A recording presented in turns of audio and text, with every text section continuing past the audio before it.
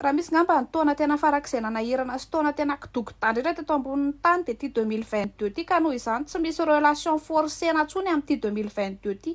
Rehefa te hinamana amiko ianao minamana amiko, rehefa tsy tia anahy ianao tsy tia anahy, rehefa tsy metimety aminao aho dia tsy metimety aminao aho, rehefa tsy afaka miaraka isika tsy afaka miaraka, na ianao mandray loka na ianao manolo lalao, fa tsisy zavatra forcéna intsony eto. Ny resaka fitadiavam-bola ihany io sisa ny forcéna eto amin'ity 2022 ty, fa tamin'ity 2022 ty niala ny covid, niditra ny Ukraine, namony tena ny trondro, be voky Rihanna, ny sarahan'ny ankizy ny Shakira, naprafesin'ny ankizy ny Beyoncé, PPN mbola miaka, Irina Rakotomanga nasora, mbola tsy nasorana, mbola tsy nasorana izy kay, mbola tsy niany izy.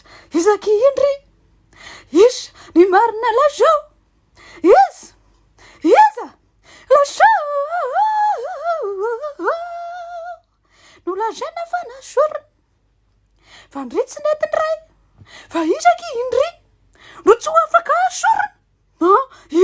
Izaki Indri, ny marina lajao, iza,